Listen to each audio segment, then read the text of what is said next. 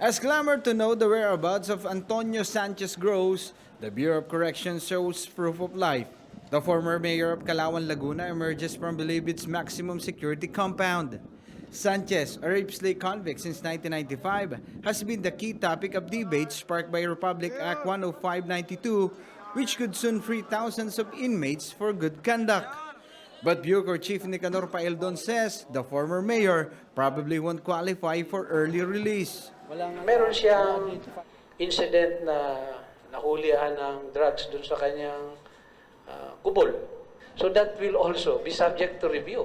Baka hindi ka qualified kasi meron kang nahuli sa kubol mo. Hindi ka entitled sa good conduct time allowance. Sigurado ako, I will not allow computation of good conduct to anybody who has participated in the selling of drugs or provided sanctuary or supported or provided harbor to any drug peddlers while they are here.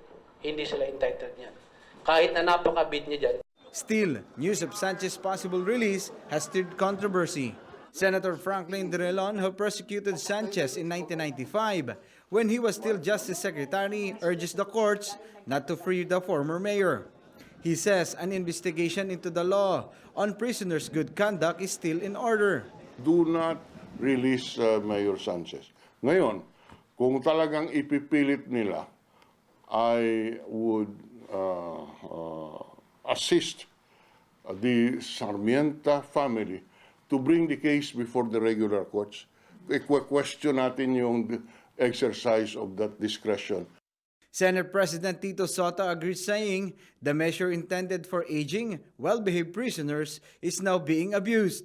But Senator Bato de la Rosa, a former Bucor chief, says Sanchez deserves a second chance if the law doesn't find that he's reformed like the jail guards tell him. Tinanong ko kayo mga gwardiya doon, andyan pa ba yung Calawag Mayor? Sabi, sir, andyan pa, sir. Mabait na, sir. Hindi na siga. Malumanay na. Changed man. Nakapalda na, sir. Naka-lipstick. So, yun lang ang sabi nila. So, ibig sabihin, hindi na siga. Mabait na. Justice Secretary Minando Guevara says the law is clear. It is up to the Bucor to decide which prisoners will go free and lawyers to determine why. Ngayon, kung ang tingin ng mga tao, hindi, bigat yung ginawang krimen yan, hindi dapat na mabigyan ng second chance yan. Assuming na gano'n ang attitude ng mga tao, you go to Congress. As of today, 222 inmates have been released for good conduct, 100 more are under review. Bucor did not give a time frame for the releasing of prisoners. But with 11,000 inmates covered by the new law, the process is expected to last up to 4 months. Bucor assures the public they will be fair and impartial. Those are just candidates. It may not necessarily mean that the 11,000 will go home. Baka 1,000 lang mag-qualify. They are subject to the recomputation. So hindi ibig sabihin yan 11,000 will go home. For News 5, Romy Lopez. We are One News. The pain is all coming back. This is how the mother of Eileen Sarmenta describes her agony after knowing that the killer of her daughter could possibly be released from prison. Masakit kasi nagmo-move on na kami even after 25 years, 26 years. It took us that long to live, and especially me, to live a normal life. Kasi every time I see news about yung mga gruesome things na kinamamatay ng mga anak, bumabalik sa akin yun, umiiyak ako, miskin na ako lang mag-isa nanonood ng TV. Sanchez's sentence may be lessened under Republic Act 10592, which increases the good conduct time allowance for inmates. Carla Sarmenta could not push through with filing a petition to the Board of Pardons and Paroles because it is not covered under the measure. Gusto ko rin kita. Humingi kami ng gusto namin kung talagang entitled siyang ganun because of behavior. Show us the proof. Show us the proof and the computation of how you arrived that he is eligible for release. Mrs. Sarmenta expressed support for reviving the death penalty for heinous crimes. If ever I will support it. Pero parang mas mababawasan siguro yung mga sobrang sama ng mga kriminal na sobrang sama, especially now. She also questions the possible influence of Sanchez's former lawyer, now Presidential Legal Counsel Sal Panelo. I'm not accusing him that he did it, but simple lang naman yun sa amin as a ordinary citizen. Yung iisipin mo, wala naman kaiisipin. May pera si Sanchez, meron siyang connection. Panelo had earlier denied this accusation and commits that Malacanang will not meddle in the issue.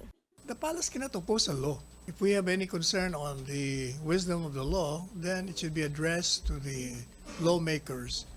Meanwhile, the mother of Alan Gomez attended the protest rally at the University of the Philippines, Los Baños. Now I am talking with rage now because this is how I feel. She insists former Mayor Sanchez does not deserve to be released early for good conduct. They plan to coordinate with the Sarmenta family's lawyer to block Sanchez from going free. Why are they doing it now? Personally, sa akin, ang reading ko dyan, it's a ploy. It's a political ploy para maisingit lang siya. Reporting for News 5, Jen Calimon, We Are One News. An important clarification and correction for our explainer last night. Calauan Mayor Antonio Sanchez is serving a total of 9 counts of reclusion perpetua. A count of reclusion perpetua is equivalent to 40 years in jail. But that does not mean that he will have to serve each and every one of these counts for a total of 360 years. Article 70 of the Revised Penal Code of 1930 sets a cap or ceiling for prison time being served by inmates. Regardless of the number of counts the inmate is sentenced to. First, an inmate can only serve a maximum of thrice the length of the most severe penalty. Second, at no point can an inmate serve more than 40 years total. No matter how heinous the crimes are, maximum jail time is therefore capped at only 40 years. We apologize for our mistake. Now, what does that mean for Antonio Sanchez? Sanchez has so far spent 26 years in jail. Under Article 70 of the Revised Penal Code, he only has 14 years left in jail to serve a total of 40 years. But here's where the deductions for good conduct come in. The manual of the Bucor says that an inmate who shows good conduct in his first 2 years can reduce his jail time by 20 days for each month that he was good. That is a reduction of 1.3 years for those 2 years. On the next 3 years, the deduction amounts to 23 days for every month of good conduct, or 2.3 years. On the next 5 years, it becomes 25 days per month, or 4.1 years less for good conduct. On the 11th year, 1 month of good conduct equals 1 month off your jail time. So in theory, if Sanchez was a good boy for the past 26 years, he could have deducted 23.7 years from his sentence, or more than his remaining years in the Bilibid prison. Of course, that is a big if. Sanchez rang up a list of violations in prison. He was caught with illegal drugs twice in his cell. He also tested positive for drug abuse. Now, another way of cutting down jail time is through study, mentoring, and teaching. Any inmate who goes into these activities cuts down his jail time by 15 months per day. So if Sanchez was into these activities, he could theoretically cut his sentence by another 13 years in the last 26 years. Long story short, a prisoner who keeps his nose clean in prison can easily cut down his sentence by up to half, regardless of the gravity of his crime. And this is one reason why some legislators now want to review the grant of good conduct time allowances. Senator Ping Lacson warns kidnapped for ransom convicts are also among those to be released under the Good Conduct and Time Allowance law.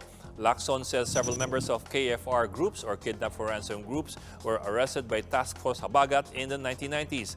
Kidnapped victims and families expressed fears over their abductors' possible release. Lacson says the grant of parole should consider the side of the victims and the crimes committed by the convict. Foreign Affairs Secretary Teddy Boy Locsin Jr. says former Mayor Antonio Sanchez should be left to die in jail. Lacson tweeted this response to Senator Bato de la Rosa, who said that the rape and murder convict deserves a second chance. The Justice Department earlier said that Sanchez could be freed from life sentence if jail term was reduced under the Good Conduct Time Allowance. Sanchez was convicted for raping and killing UP student Eileen Sarmenta and murdering Alan Gomez in 1993. The department is reviewing the rule on Good Conduct Time Allowance. The Volunteers Against Crime and Corruption say that if congestion is the issue at the new Bilibid prison, there is a better approach than releasing prisoners on good conduct time allowance. VACC President Boy Evangelista suggests reinstating the death penalty instead. Evangelista branded the good conduct time allowance system as anti-victim. But Senator Risa Ontiveros countered, saying the death penalty is anti-poor. She maintains that both options are open to abuse and corruption. Senator Bato de la Rosa apparently lost his cool in a Senate hearing earlier when a student leader criticized him for his second chance remarks on convicted rapist and murderer Antonio Sanchez. National Union of the Students of the Philippines President Raul Manuel slammed de la Rosa during the Senate hearing on the mandatory ROTC program.